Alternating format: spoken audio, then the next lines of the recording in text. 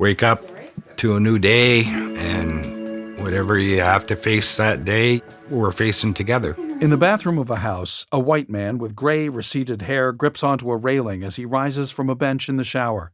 His wife, a white woman with brown hair tied in a ponytail, helps him up and pats him dry with a towel.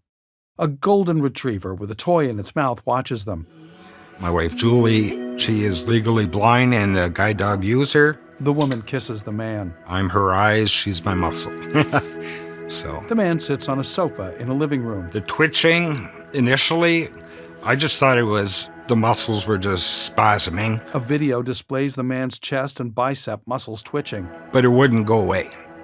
Mike was researching on the internet, and he came to me and said, you know what this probably is? All I can find is, the twitching means it's ALS. The woman sits on the sofa. And that's when things got real. I went to a local walk-in clinic, one opinion to a second opinion to a third opinion. The final straw was a lumbar puncture. And once the results came back from that, it was definitive ALS. So, yeah. I didn't think my shoulders were strong enough to carry any of this. He was deemed palliative. The man lays back on the sofa while the woman lifts each of his arms, performing stretches. The doctor who took Mike under his wing at the walk-in clinic actually suffers from a neuropathic disease himself. He made sure Mike had everything he needed and got to the right people from there. Still on the sofa, the man curls his legs one at a time. It just made it easier. It felt like he was in our path for a reason. He even helped him pick his walker. It takes a lot of adapting.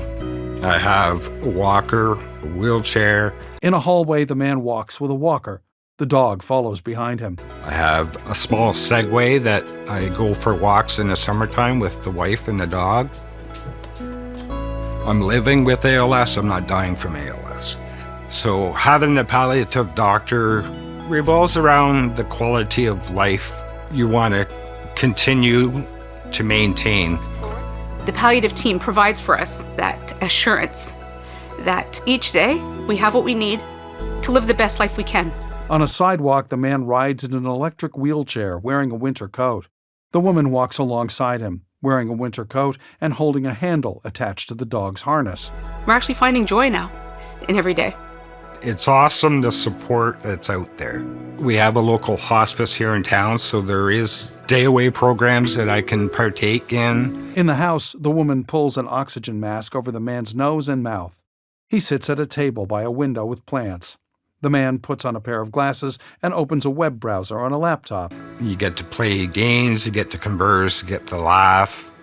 With our men's group, being able to go out, watch a hockey game with some of the guys, go out and play some cards, that is huge mentally. You hear palliative care, it's like, okay, your time is limited.